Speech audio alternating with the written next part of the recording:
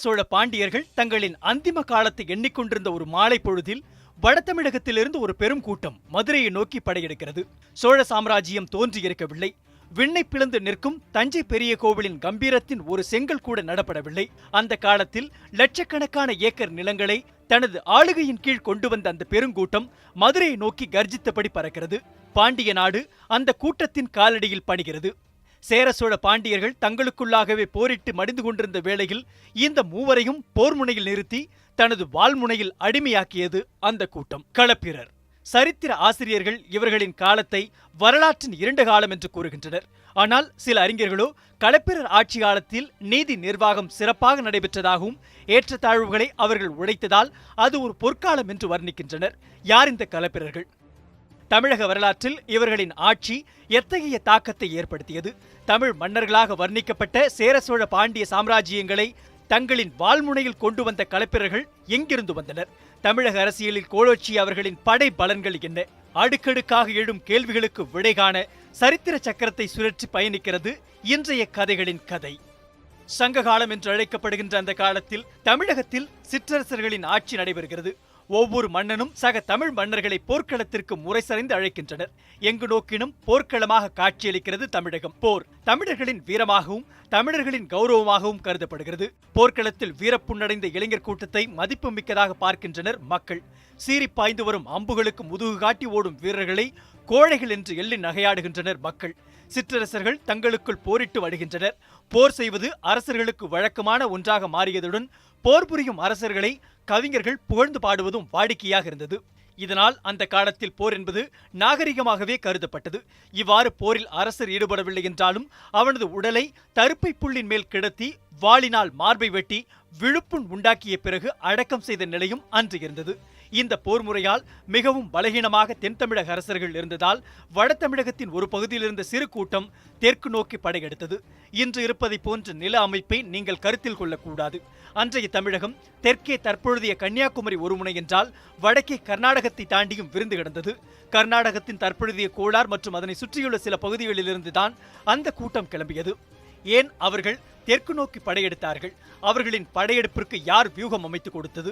அவர்கள் தமிழகம் முழுவதையும் ஆட்சி அதிகாரம் செலுத்தி மக்களை தங்களின் கட்டுப்பாட்டுக்குள் கொண்டு வரும் அளவிற்கு எப்படி போர் வலிமை மிக்கவர்களாக மாறினார்கள் என்பதெல்லாம் இன்றைக்கும் விவாதமாகவே உள்ளது. இருப்பினும் களப்பிரர்கள் தமிழகத்தை கிபி 3ஆம் நூற்றாண்டில் ஏறக்குறைய கிபி 250 அல்லது அதற்கு பின்னர் கைப்பற்றினார்கள் என்று கூறப்படுகிறது. தமிழகத்தின் சரித்திர பக்கத்தில் மிக பெரிய திரை விழுகிறது. மீண்டும் தமிழகம் விழித்து பார்த்தபோது அந்த தமிழகத்தின் நெடிய பரப்பில் களப்பிரர்களின் கொடி பறக்கிறது. களப்பிரர் பற்றி ஆராய்ச்சி செய்த பல அறிஞர்கள் பழந்தமிழகத்தின் வடக்கிலிருந்து வேங்கட நாட்டை சிற்றரசர் புள்ளி என்பவர் ஆட்சி செய்ததாக கூறுகின்றனர். கல்வர் கோமான் புள்ளி என்று அவன் கருதப்படுகின்றான். கல்வர் என்பதை ஓலைச்சுவடிகளில் களவர் என்று படிக்கலாம். பழங்கால ஓலைச்சுவடிகளில் புள்ளி வைத்து எழுதுவதற்கு புள்ளி வைக்காமல் எழுதும் முறையும் உள்ளது. இதனால் களவர் என்பதை கல்வர் என்று கூற முடியும். இந்த சொல்லை களவர் என்று கொண்டு களவரரே களப்பிரராக இருக்கக்கூடும் என்று வரலாற்று ஆசிரியர்கள் குறிப்பிடுகின்றனர். பொதுவாக வரலாற்று ஆசிரியர்கள் களப்பிரரை வட இந்தியாவிலிருந்து வந்தவர்களாக சுட்டிக்காட்டுகின்றனர். ஆனால் அவர்கள் தமிழகத்திற்கு அண்மையில் உள்ள கன்னட வடுகர்கள் என பிற்காலத்தில் அறிஞர்கள் ஆதாரங்களுடன் வெளிப்படுத்தியுள்ளனர். எனவே அவர்கள் திராவிட இனத்தவர்களே என்பது வரலாற்று ஆராய்ச்சியாளர்களின் இறுதி கூற்று. தென் தமிழக மன்னர்கள் போரினால் பலவீனமாக இருந்ததும் அவர்களுக்குள் அதிகரித்திருந்த பிரிவினையாலும் களப்பிரர் போர் தொடுக்க வேண்டிய சூழல் ஏற்பட்டது. அத்துடன் ஜைன மதத்தைச் சேர்ந்த சில அறிஞர்கள் தங்களது மதத்தை பரப்புவதற்காக களப்பிரர்களை தென் தமிழகத்தில் இருந்த சேர சோழ பாண்டியர்கள் மீது படையெடுக்கும்படி தூண்டியுள்ளனர். எது எப்படி இருந்தாலும் களப்பிரர் தமிழகத்தை கைப்பற்றினர். பிறகு கடைச்சங்க காலம் நிறைவடைந்தது. களப்பிரர் தமிழகத்தை 300 ஆண்டுகள் அரசாண்டார்கள். அவர்களுடைய ஆட்சி முறை எப்படி இருந்தது? அவர்களுடைய ஆட்சி செங்கோல் ஆட்சியாக இருந்ததா, அடக்கி அரசாண்டார்கள் என்பது குறித்த தெளிவான வரலாறு கிடைக்கவில்லை. அவர்கள் எத்தனை பேர் ஆண்டார்கள், அவர்களின் பெயர் என்ன என்பது போன்ற எந்தவிதமான விவரணங்களும் விரிவாக இல்லை. இருப்பினும் களப்பிரரின் போர்க்கள வெற்றியை புகழ்ந்து ஒரு பாடல் ஒன்று கிடைத்துள்ளது. மிகவும் தொன்மை வாய்ந்த அந்த பாடல் கிபி 10ஆம் நூற்றாண்டு நூலான யாப்பெரும் களம் எனும் யாப்பிலக்கண நூலில் இடம்பெற்றுள்ளது. கோமான் களப்பாளன் கொல்யானை போமாறு போமாறு போமாறு போம் என்று அந்த பாடல் முடிவடையும். களப்பிரர் மன்னனின் யானைப்படைகளின் காட்சியை விவரிக்கும் வகையில் அமைந்துள்ள அந்த பாடலில் களப்பிரரின் போர்படை பற்றிய குறிப்பு உள்ளது. போர்க்களத்தை நோக்கி களப்பிரரின் யானைப்படை போகும்போது பேய், நரி, ஓநாய், நாய், பருந்து, கழுகு முதலான பிணந்தின்னி உயிரினங்கள் அந்த சேனையோடு போயின என்கிறது அந்த பாடல் வரி. அதாவது போர்க்களத்தில் வீரர்களும் யானை குதிரைகளும் செத்துமடியும் போது பிணந்தின்னி உயிரினங்கள் இறைச்சிக்காக களப்பிரர் படையை பின்தொடர்ந்து செல்லுகின்றன என்ற அர்த்தத்தில் அந்த பாடலின் செய்தி சொல்லுகிறது. பாலி மொழியில் எழுதப்பட்ட ஒரு பௌத்த நூலும் களப்பிரர் அரசனை அர்ஜுனன் என்று கூறுகிறது. அலைகடற் கதிர்முத்தம் என்று தொடங்கும் ஒரு பாடல் களப்பிர அரசன் சங்கு சக்கரம் ஏந்திய திருமாலை வழிபட்டு அவன் அருளினால் பெரிய நிலத்தை ஆளும் பேறு பெற்றான் என்றும் அந்த அரசனை அருக கடவுள் காத்துருள வேண்டும் என்றும் வேண்டுகிறது அந்த பாடல் வரி. களப்பிரர்கள் பாண்டியர்களுடைய மீன்கொடியையும் சேர மன்னர்களுடைய வில்கொடியையும் சோழ மன்னர்களுடைய புலிக்கொடியையும் தங்களுடைய கொடியாக பயன்படுத்தியுள்ளனர். தமிழக வரலாற்றின் பெருங்காலத்தில் பாண்டிய மன்னர்களை எதிர்த்தே களப்பிரர் போரிட்டுள்ளனர். அத்துடன் சேர சோழ மன்னர்களுடனான போர் குறித்த விரிவான தகவல்கள் நமக்கு கிடைக்கவில்லை. இதற்கு காரணம் களப்பிரர் வருகைக்கு முன்பாக பாண்டியர்கள் ஆட்சி தமிழகத்தில் நடைபெற்றிருக்கலாம் என்றும் அதே சமயம் சேர சோழ பாண்டியர்களுடனான போர் குறித்த முறையான ஆவணங்கள் நமக்கு கிடைக்கவில்லை என்பதுமே யதார்த்த உண்மை. மதுரையை கைப்பற்றிய களப்பிரர் சிறிது காலம் அங்கு ஆட்சி செய்ததாகவும் அதேபோல் உறையூர் காவிரிப்பூம்பட்டினம் ஆகிய இடங்களிலிருந்து சோழ நாட்டையும் களப்பிரர்கள் ஆண்டு உள்ளனர். தற்பொழுதைய சிதம்பரமும் முன்பு தில்லை என்று அழைக்கப்பட்ட நகரத்திலிருந்தும் களப்பிரர்களின் ஆட்சி தொடர்ந்தது. களப்பிரர்கள் பல மன்னர்கள் இருந்திருக்கலாம் என்று கூறும் வரலாற்று ஆசிரியர்கள் அவர்களில் ஒருவர் சோழ நாட்டை அரசாண்ட கூற்றனார் என்று கூறுகின்றனர். இவரை கூற்றனார் என்றும் கூற்றுவ நாயனார் என்றும் அழைக்கின்றனர். அவருடைய வரலாறு பெரிய புராணத்திலும் இடம்பெற்றுள்ளது. களப்பிரர் ஆட்சி காலம் தமிழகத்தில் இருந்தபோது தமிழகத்தில் சமண பௌத்த மதங்கள் செல்வாக்கு செலுத்தின. எங்கு பார்த்தாலும் சமண மடங்களும் பௌத்த பள்ளிகளும் கட்டப்பட்டு அறிவு போதிக்கப்பட்டதாக கூறப்படுகிறது. குறிப்பாக தமிழகத்தில் தற்பொழுதைய காஞ்சி நகரில் களப்பிரர் ஆட்சி காலத்தில் பல சமய அறிஞர்கள் சமயம் குறித்த நீண்ட விவாதத்தை நடத்தியுள்ளனர். மிக பிரம்மாண்ட போதனை தளங்கள் ஏற்படுத்தப்பட்டு அறிவு குறித்த விவாதம் நடைபெற்றுள்ளது. உலகத்தின் தோற்றம் பற்றியும் மனிதர்களின் துன்பத்திற்கான காரணம் குறித்தும் பௌத்த சமண அறிஞர்கள் நீண்ட உரையாடலை நிகழ்த்தியுள்ளனர். அவர்களில் முதன்மையானவராக போதி தர்மர் என்ற ஒருவரும் களப்பிரர் ஆட்சி காலத்தில் காஞ்சி நகரில் இருந்ததாக கூறப்படுகிறது. காஞ்சிபுரத்தில் கோலோச்சிய பௌத்த மதத்தின் தாக்கம் போதி தர்மரையும் விட்டு வைக்கவில்லை. காஞ்சியில் பல்லவ அரசர் கந்தவர்மனின் 3வது மகனாக பிறந்த போதி தர்மர் பின்னர் புத்த மதத்தை தழுவியுள்ளார். காஞ்சிபுரத்தில் இருந்த பௌத்த மத கல்விக்கூடத்திற்கு பாரசீகத்திலிருந்து வந்தவர் போதி தர்மர் என்ற ஒரு குறிப்பும் கதை வழியாக சொல்லப்படுகிறது. இருப்பினும் அவர் காஞ்சியில் உள்ள கல்விக்கூடத்தில் பௌத்த தர்க்கங்களில் தீவிரமாக ஈடுபட்டதாகவும் பின்னர் சீனாவிற்கு பயணம் மேற்கொண்டு மகாயான புத்த வம்சத்தை பரப்பியதாகவும் கூறப்படுகிறது. சீனாவில் குங்ஃபு எனும் தற்காப்பு கலையை அறிமுகப்படுத்திய அவர் ஏறக்குறைய 150 ஆண்டுகள் உயிரோடு இருந்ததாகவும் சொல்லப்படுகிறது. போதி தர்மர் சீன மக்களால் கொண்டாடப்படும் முக்கிய தலைவர்களுள் ஒருவராக திகழ்ந்துள்ளதாக வரலாற்று ஆவணங்கள் கூறுகின்றன. போதி தர்மர் இந்தியாவில் வாழ்ந்த காலத்தில்தான் களப்பிரர்களின் ஆட்சியும் நடைபெற்றுள்ளது. பெரும்பாலும் களப்பிர அரசர்கள் ஜைன மதத்தை சேர்ந்தவர்கள். அவர் குலத்தைச் சேர்ந்த கூற்றவர் சைவ மதத்தை சார்ந்தவராக இருந்துள்ளார். சோழ நாட்டிலிருந்து இவர் சோழ அரசர்களுடைய முடியை சூட்டி அரசாள வேண்டும் என்று விரும்பியுள்ளார். களப்பிரர் ஆட்சி காலத்தில் பழைய சோழ அரசு பரம்பரையினர் அவர்களின் ஆட்சிக்கு அடிமைப்பட்டு கிடந்தனர். அவர்களுடைய முன்னோர்களான சோழர்கள் அணிந்திருந்த மணிமுடி தில்லையில், அதாவது தற்பொழுதைய சிதம்பரத்தில் வாழ்ந்த அந்தணர்களிடம் இருந்ததாக கூறப்படுகிறது. சோழ அரசருடைய பழைய முடியை அணிந்து அரசாள களப்பிர மன்னர்களுள் ஒருவரான கூற்றனார் விரும்பினார். இதற்காக தில்லையில் வாழ்ந்த அரசர்களிடம் சோழர்களின் கிரீடத்தை கொண்டு தன்னை அரசனாக நியமிக்க வேண்டும் என்று கேட்டுள்ளார். சோழ அரசர் குடியில் பிறந்தவர்களுக்கு அல்லாமல் மற்றவர்களுக்கு முடிசூட்ட மாட்டோம் என்று தில்லை வாழ் அந்தணர்கள் கூறியுள்ளனர். பின்னர் சோழ கிரீடத்தை தம்முடைய ஒரு குடும்பத்தாரிடம் ஒப்படைத்துவிட்டு மற்றவர்கள் அனைவரும் சேர நாடான கேரளாவிற்கு சென்றதாக கூறப்படுகிறது. இதனால் கூற்றவனார் முடிசூடாமலே சோழ நாட்டை அரசாண்டதாக வரலாறு சொல்லுகின்றன. தமிழகத்தில் களப்பிரர் ஆட்சியில் ஆங்காங்கே கலகங்கள் மூண்டுள்ளன. குறிப்பாக பாண்டிய சோழர்களுக்கு எதிரான அடக்குமுறைகள் அதிகம் கட்டவிழ்த்து விடப்பட்டுள்ளன. பாண்டியர்கள் தங்களின் அதிகாரத்தை தக்கவைத்துக் கொள்வதற்காக தொடர்ந்து களப்பிரர்களிடம் போரிட்டு வந்துள்ளனர். பல நேரங்களில் அவர்களுக்கு அஞ்சி ஒளிந்து கொண்டு தாக்கியதாகவும் கூறப்படுகிறது. களப்பிரர்களின் ஆட்சி தமிழகத்தில் வேரூன்றிய பிறகு ஒட்டுமொத்த தமிழகத்தின் கலாச்சார பண்பாட்டு வெளியிலும் மிக பெரிய தாக்கத்தை ஏற்படுத்தினர். தமிழர்களின் இறை வழிபாட்டு முறை முற்றிலும் மாற்றியமைக்கப்பட்டுள்ளன. தமிழகத்தில் இருந்த இயற்கை வழிபாட்டு முறை மெல்ல மெல்ல மாறியது. முருகன் என்ற கடவுள் நிறுவனமாக கட்டமைக்கப்படும் சூழலும் ஏற்பட்டது. இதேபோல் சிவனின் இறை வழிபாட்டு முறையும் மாற்றம் கண்டு நிறுவனமயமான இறை வழிபாடு தமிழகத்தில் மெல்ல துளிர்க்க தொடங்கியது. அந்த காலத்தில் அப்போது மனித வாழ்வியல் குறித்த அறிதலை களப்பிரர்களின் உரையாடல்கள் தொட்டு பார்க்க முயன்றன.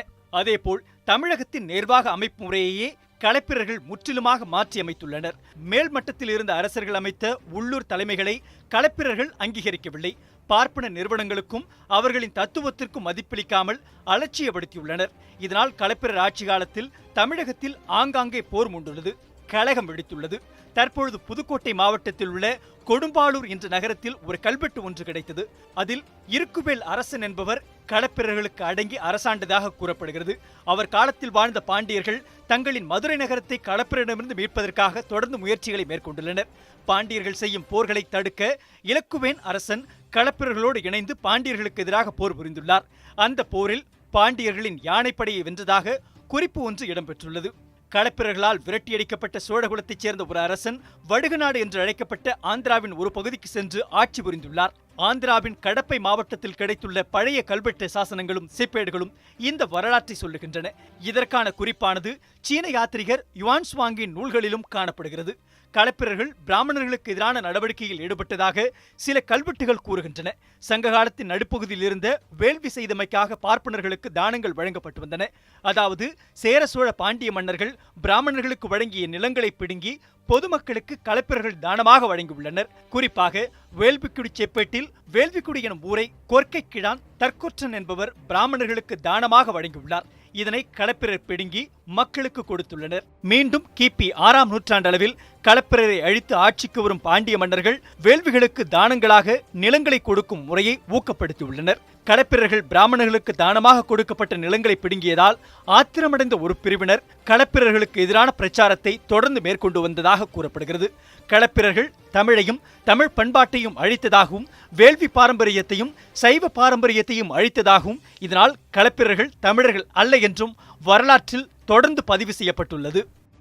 களப்பிரர் ஆட்சி காலத்தில் மதுரையில் இருந்த கோவில் ஒன்றில் சிவ வழிபாட்டுக்கு தடை விதிக்கப்பட்டுள்ளது.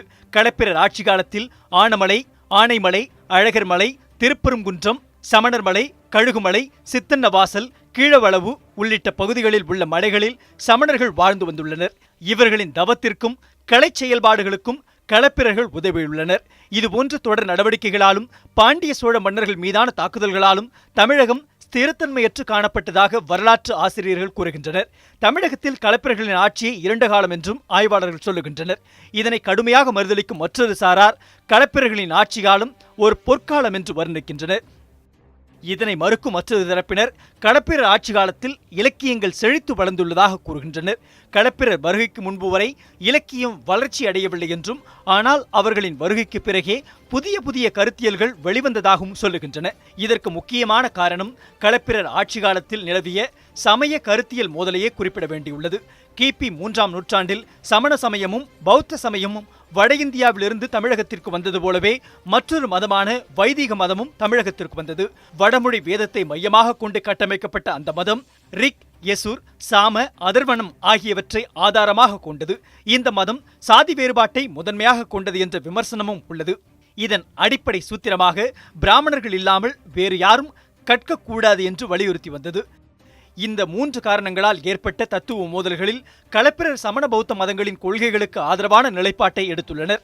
முதலில் பௌத்தத்தின் ஆதரவு நிலைப்பாட்டை எடுத்த களப்பிரர் பின்னர் மெல்ல மெல்ல சமண மத கருத்துகளால் ஈர்க்கப்பட்டு அந்த மதத்தை ஆதரிக்க தொடங்கியுள்ளனர். இதனால் இவர்களின் ஆட்சி காலத்தில் சமண மதம் சார்ந்த கருத்தியல் நூல்கள் அதிகரிக்க தொடங்கின. சங்ககால தொகுப்பு நூல்களான 8 தொகை, 10 பாட்டு ஆகியவற்றுக்கு பிறகான சிலப்பதிகார நூல்களை தவிர்த்து ஏனைய அனைத்து நூல்களும் களப்பிரர் காலத்தில்தான் தோன்றியுள்ளன. குறிப்பாக மணிமேகலை, அபிநயம், காக்கைப்பாடினியும், நத்தத்தம், பல்காப்பியம், பல்காயம் முதலிய இலக்கண நூல்களும், நரிவிருத்தம், எலிவிருத்தம், கிளிவிருத்தம், சீவக சிந்தாமணி, பெருங்கதை முதலிய இலக்கிய நூல்களும், விளக்கத்தார் உத்து எனும் கூத்து நூல், கார் 40, களவழி 40, இனியவை 40, திரிகடுகம், ஏலாதி போன்ற கீழ்கணக்கு நூல்களும் களப்பிரர் ஆட்சி காலத்திலேயே எழுதப்பட்டு வெளியிடப்பட்டுள்ளன. தமிழ் இலக்கியங்கள் புதிதாக தோன்றியதை மறுக்கும் ஒரு சாரார் தமிழர்களுக்கு எதிரான இலக்கிய செயல்பாட்டை களப்பிரர்கள் மேற்கொண்டதாக கூறுகின்றனர். இதனை முழுமையாக மறுக்கும் மற்றொரு சாரார் களப்பிரர் ஆட்சி காலத்தில்தான் அனைவரும் கல்வி கற்கும் முறையானது தமிழகத்தில் இருந்து வந்துள்ளதாக கூறுகின்றனர். சமூகம் 4 அடுக்குகளாக பிரிக்கப்பட்டிருந்ததாகவும் இவர் இந்த தொழிலைத்தான் செய்ய வேண்டும் என்ற நிலை அக்காலத்திலேயே இருந்ததாகவும் இதனை மாற்றியமைத்து யார் வேண்டுமென்றாலும் எதை வேண்டுமென்றாலும் கற்கலாம், குறிப்பாக மனித வாழ்வின் ரகசியங்களை அறிவதற்கான உரையாடல்களை களப்பிரர் ஏற்படுத்தியதாக சொல்லப்படுகிறது. களப்பிரர் ஆட்சி காலத்தில் திகழ்ந்த முக்கியமான மொழி மாற்றம் தமிழ் எழுத்து பிராமியிலிருந்து வட்டெழுத்தாக மாறியதை கூற வேண்டும். சங்க காலத்தில் வழக்கில் வந்த பிராமி எழுத்து சங்க காலத்தின் இறுதியில் மாற்றமடைய தொடங்கியது. இந்த மாற்றம் எழுதுகருவிகளின் மூலமாக ஏற்பட்ட மாற்றமாக பார்க்கப்படுகிறது. பனையோலையும் எழுத்தாணையும் அக்காலத்தில் எழுதுகருவிகளாக இருந்ததால் இந்த மாற்றம் முழு மாற்றமாகியது. பின்னர் களப்பிரர் ஆட்சி காலத்தில் பிராமி எழுத்தின் மாற்றம் முழு மாற்றமாகி பொதுவான எழுத்தாகவும் மாற்றம் கண்டது. இவ்வாறு தோன்றிய புது வகையான எழுத்து முறையானது வட்டெழுத்து என்று அழைக்கப்பட்டது. இந்த வட்டெழுத்து முறையானது தமிழகம் முழுமைக்கும் பரவி இருந்திருக்கிறது. பிராகிருத மொழியையும் சமஸ்கிருத மொழியையும் எழுதுவதற்காக புது வகையான கிரந்த எழுத்துக்களை பௌத்தமும் ஜைனமும் உண்டாக்கின. களப்பிரர் ஆட்சி காலத்தில் பிராகிருத சமஸ்கிருத மொழி சொற்கள் பௌத்த சமண மத கருத்துகளால் தமிழில் கலந்துவிட்டன. ஆசிரியம், வஞ்சி, வெண்பா, களி என 4 வகைக்குள் தமிழ்ப்பாக்கள் மடங்கி கிடந்த நிலை மாறி தாழிசை, துறை, விருத்தம் என புதிய புதிய செய்யுள் வடிவங்களும் அப்போதுதான் தமிழில் தோன்றியிருந்தன. தமிழக வரலாற்றில் 4 சங்கங்கள் மிகவும் முக்கியமானவையாக பார்க்கப்படுகின்றது. ஒன்று சங்க காலத்தில் இருந்த 3 சங்கங்கள், மற்றொன்று களப்பிரர் காலத்தில் உருவான திரமிழ சங்கம். வஜ்ர நந்தியார் மதுரையில் தோற்றுவித்த இந்த திரமிழ சங்கத்தால் தமிழ் இலக்கியத்தில் புதிதான கோட்பாடுகள் அறிமுகம் செய்யப்பட்டன. தமிழ் இலக்கிய பரப்பு விரிவடைந்ததைப் போலவே களப்பிரரின் ஆட்சி காலத்தில் வெளிநாட்டவருடனான தொடர்பும் இருந்து வந்துள்ளது. குறிப்பாக இலங்கையுடனான தொடர்பும் அவர்களின் அரசியல் செயல்பாடுகளில் களப்பிரர்கள் குறுக்கிட்டு உதவிகளை செய்து வந்துள்ளதையும் காண முடிகிறது. இலங்கையை திஸ்ஸன் என்பவர் ஆட்சி செய்து வந்துள்ளார். அப்போது அவருடைய தம்பியான அபயநாகனுக்கும் ராணிக்கும் இடையே தவறான தொடர்பு இருந்ததாக கூறப்படுகிறது. இதனால் ஆத்திரமடைந்த திஸ்ஸன் தனது தம்பியை சிறைபிடிக்க உத்தரவிட்டான். அங்கிருந்து தப்பிய அபயநாகன் களப்பிரர்களிடம் தஞ்சமடைந்து அவர்களின் படை உதவியுடன் அண்ணன் திஸ்ஸன் மீது படையெடுத்து கொன்றான். பின்னர் ஓகாரிய திஸ்ஸனின் மனைவியை கைப்பற்றிக் கொண்டு அவரை ராணியாக்கி அரசாண்டதாகவும் கூறப்படுகிறது. இப்படி தமிழக அரசியல் வரலாற்றை மாற்றியமைத்தும் தமிழ் சமுதாயத்தின் பல்வேறு வகையான சீர்திருத்த கருத்துக்களை விதைத்து வந்த களப்பிரர்களின் ஆட்சி வீழ்ச்சியை சந்தித்தது. களப்பிரர் ஆட்சி வீழ்ச்சியடைய முக்கிய காரணமாக அமைந்தது தமிழகத்தில் தோன்றிய பக்தி இலக்கியத்தின் வளர்ச்சியே. களப்பிரர் ஆட்சி காலத்தில் சமண பௌத்தத்தின் செல்வாக்கு உயர்ந்து கொண்டே சென்றதால் சைவ வைணவ கருத்துகள் வீழ்ச்சியடைந்தன. சமண பௌத்தத்தின் தாக்கத்தால் எதிர் தத்துவவாதிகளாக இருந்த சைவ வைணவ ஆதரவாளர்கள் செல்வாக்குடன் பரப்புரைகளை மேற்கொள்ள தவறினர். பக்தி இலக்கிய எழுச்சியால் மீண்டும் சைவ வைணவ கருத்துகள் தமிழகத்தில் எழுச்சியடையலானது. அதேபோல் கிபி 5ஆம் நூற்றாண்டு முதல் கிபி 7ஆம் நூற்றாண்டு வரையிலான காலம், அதாவது பிற்கால களப்பிரர்களும் முற்கால பல்லவர்களும் கோலோச்சிய காலத்தில் வைதிக சமயங்களான சைவம் மற்றும் வைணவத்தின் எழுச்சியை தமிழகம் சந்திக்கிறது. குறிப்பாக சமண பௌத்த கருத்துக்களை வீழ்த்த பக்தி இலக்கியவாதிகளான நாயன்மார்களும் ஆழ்வார்களும் நாயக நாயகி பாவங்களை கையில் எடுக்க தொடங்கினர். அதாவது சிவபெருமானை நாயகனாகவும் நாயன்மார்களை நாயகிகளாகவும் கொண்டு சைவ இலக்கியங்கள் கவிதை பாடத் தொடங்கின. இதேபோல் பெருமாளை நாயகனாகவும் ஆழ்வார்கள் நாயகிகளாகவும் கவிதை படைத்தனர். இதே போன்ற கொள்கைகள் சமண பௌத்த நூல்களில் இல்லாமல் போனது. பக்தி இயக்கமும் பேரின்ப காதலான நாயக நாயகி பாவமும் சமண பௌத்த நூல்களில் இல்லாமல் அவை வரட்டுவாதமாக போதிக்கப்பட்டதாக கருத்துகள் பிரச்சாரம் செய்யப்படுகின்றன. இதனால் அந்த கருத்துகளின் தாக்கம் மெல்ல மெல்ல தமிழகத்தில் மறைய தொடங்கியது. அத்துடன் அப்போது சோழ மன்னர்கள் அதிகார பலம் மிக்கவர்களாக இல்லை. இருப்பினும் சோழ அரசர்களில் ஒருவரான கோச்செங்கணான் எனும் சோழ மன்னன் சிவன் கோவில் பலவற்றை கட்டும் முயற்சியில் தன்னை தீவிரமாக ஈடுபடுத்திக் கொண்டிருக்கின்றார். அவற்றில் மிக முக்கியமானது தில்லை அல்லது சிதம்பரத்தில் அவர் கட்டிய சிவன் கோவில். இந்த தில்லை நடராஜர் கோவிலில் பூஜை செய்வதற்காகவும் நிர்வாகம் செய்வதற்காகவும் அந்தணர்கள் பலரை வட இந்தியாவிலிருந்து அழைத்து வந்துள்ளார். சிதம்பரம் நடராஜர் கோவிலில் யாகங்கள் நடந்தன. கோவில் வழிபாட்டில் பல புதுவித முறைகள் கடைபிடிக்கப்படுகின்றன. காத்தன் கருப்பன் என்றிருந்த சிறுதெய்வ வழிபாடு மெல்ல மெல்ல மாறத் தொடங்கி பெருதெய்வங்களான சிவன் திருமாலுக்கு பூஜைகள் செய்யப்படுகின்றன. சிறுதெய்வ வழிபாட்டால் கடவுளும் மனிதனும் ஒன்றாக இணைந்திருந்த சூழல் பெருதெய்வ வழிபாட்டில் உடைந்து போகிறது. பெருதெய்வங்களான சிவனுக்கும் திருமாலுக்குமான வழிபாட்டில் மனிதனுக்கும் கடவுளுக்கும் இடையில் மிக பெரிய திரை விடுகிறது. கோவில் கருவறைக்குள் வெளியே நின்று வழிபடும் முறையானது தோன்றுகிறது. சிதம்பரத்தில் ஏற்பட்ட இந்த வழிபாட்டு முறை தமிழகத்தின் புதுமையான முறையாக காணப்படுகிறது. கோச்செங்கணான் எனும் சோழ மன்னன் இதுபோன்ற சிவன் விஷ்ணு கோவில்களை தமிழகத்தின் பல்வேறு பகுதிகளில் ஏற்படுத்துகின்றார். இதனால் அந்த காலத்தில் சைவமும் வைணவமும் இணைந்தே வளர்ந்தது. இந்த புதிய வைதிக சமய கூட்டணி சமண பௌத்தர்களை முறியடித்ததற்கு பெரிதும் முயற்சித்தன. இந்த சூழலில்தான் 7ஆம் நூற்றாண்டில் மகேந்திரவர்மன் ஆட்சிக்கு வருகின்றான். அப்போது சமணத்தின் வளர்ச்சிக்காக உதவிய மகேந்திரவர்மன் பிறகு சைவத்தின் வளர்ச்சிக்கு பாடுபட தொடங்குகின்றான். மகேந்திரவர்ம பல்லவன் சைவ மதத்தை தழுவ முக்கிய காரணமாக இருந்தவர் திருநாவுக்கரசர். சமண சமயத்தை பின்பற்றி வந்த மகேந்திரவர்ம பல்லவனை திருநாவுக்கரசர் சைவ மதத்திற்கு மாற்றுகின்றார். தீவிர சைவ மத ஆதரவாளராக மாறிய மகேந்திரவர்ம பல்லவன் தமிழகம் முழுவதும் சைவ மதத்தை பரப்பும் முயற்சியில் தன்னை தீவிரமாக ஈடுபடுத்திக் கொள்ளுகின்றார். இதன் ஒரு பகுதியாக திருப்பாதிரி புலியூர் என்ற பாடலிபுத்திரத்தில் அறிவாராய்ச்சிக்கும் சமய விவாதத்திற்கும் இடமாக இருந்த நிறுவனத்தை இடித்து சிதைக்கின்றார். பல கோவில்களை இடித்ததாகவும் வரலாற்று ஆவணங்கள் கூறுகின்றன. இவ்வாறு இடிக்கப்பட்ட கற்களை கொண்டு திருவதிகை என்னும் ஊரில் குணபர ஈஸ்வரம் என்ற பெயரில் சிவன் கோவிலையும் மகேந்திரவர்ம பல்லவன் கட்டுகின்றார். இதுபோன்ற நடவடிக்கைகளால் களப்பிரர்களால் கட்டப்பட்ட சமண பௌத்த கோவில்கள் சைவ வைணவ கோவில்களாக மாற்றமடைகின்றன. தமிழக வரலாற்றில் சிற்றரசர்கள் ஆட்சி செய்து கொண்டிருந்த முறையை ஒழித்து பிரம்மாண்ட பேரரசாக கட்ட வேண்டும் என்பதை முதலில் அறிமுகப்படுத்தியவர்களே களப்பிரர்கள்தான். சேர சோழ பாண்டிய மன்னர்களை அழித்து இவர்கள் தமிழகத்தில் ஒற்றை பேரரசு என்ற முறையை அறிமுகப்படுத்துகின்றனர். இதற்கு பின்னர் உருவான பல்லவ அரசர்களும் பாண்டிய அரசர்களையும் ஒழித்து சோழ பேரரசு என்ற கட்டுமானமானது பிற்காலத்திற்கு பிறகுதான் உருவாகிறது. இவ்வாறு ஒருபுறம் புதிய இலக்கிய கோட்பாடுகளும் சமண பௌத்த தத்துவங்களின் ஆதரவும் களப்பிரர்களுக்கு இருந்தாலும் மற்றொருபுறம் அரசியல் ரீதியாக மக்களின் ஆதரவு அவர்களுக்கு இல்லாதிருந்ததால் களப்பிரர் ஆட்சி தமிழகத்திலிருந்து மறைய வேண்டிய கட்டாயமாக மாறியது. களப்பிரரிடமிருந்து விடுதலை பெறுவதற்காக அவ்வப்போது போராடி கொண்டிருந்த பாண்டியர்கள் சில குறுநில மன்னர்களை தங்களோடு இணைத்துக் கொண்டு களப்பிரர்களுக்கு எதிராக கடும் போர் புரிய தயாராகி கொண்டிருந்தனர். இதனால் களப்பிரர்களின் ஆட்சியை வீழ்த்துவதற்கான தருணத்திற்காக காத்துக் கொண்டிருந்தனர். அந்த சூழலும் நெருங்கியது. அதே சமயத்தில் வட தமிழகத்தின் அரசதிகாரம் செலுத்திக் கொண்டிருந்த பல்லவ மன்னர்களும் களப்பிரர்களுக்கு எதிராக களமிறங்கினர். கிபி 6ஆம் நூற்றாண்டின் பிற்பகுதியில் பாண்டியர் களப்பிரரை வென்று தங்களது ராஜ்யத்தை மீட்டுக் கொண்டனர். பாண்டியன் கடுங்கோன் பாண்டு ஆட்சியை களப்பிரரிடமிருந்து மீட்டுக் கொண்டதாக பாண்டியர் செப்பேடு கூறுகின்றது. ஏறக்குறைய அதே காலகட்டத்தில் களப்பிரரிடமிருந்து தொண்டை நாட்டு அரசனான பல்லவசிம்ம விஷ்ணு சோழ நாட்டை களப்பிரரிடமிருந்து கைப்பற்றினார். பாண்டிய நாட்டை கடுங்கோனும் சோழ நாட்டை சிம்ம விஷ்ணுவும் வென்றபோது சேர பரம்பரையைச் சேர்ந்த ஒரு அரசன் வெற்றி பெற்றதாக கூறப்படுகிறது. அந்த சேர மன்னன் யார் என்பது குறித்த தெளிவான தகவல்கள் வரலாற்றில் இல்லை. களப்பிரர்கள் தங்களின் ராஜ்யத்தை சேர பாண்டிய பல்லவ மன்னர்களிடம் இழந்துவிட்டதால் அவர்களின் மிகப்பெரிய நிலப்பரப்பு சுருங்கி பேரரசாக இருந்த களப்பிரர்களின் சாம்ராஜ்யம் குறுநில மன்னர்களாக மாறின. இதனால் சோழ நாடான தஞ்சாவூர், செந்தலை முதலான ஊர்களில் தங்கி பல்லவ அரசர்களுக்கு அடிமையாக மாறினர். தமிழக வரலாற்றை, அதன் கலாச்சாரத்தை, அதன் வாழ்வியல் முறையை களப்பிரர்கள் ஒட்டுமொத்தமாக அசைத்து பார்த்துள்ளதை இன்றைக்கும் நம்மால் உணர்ந்து கொள்ள முடியும்.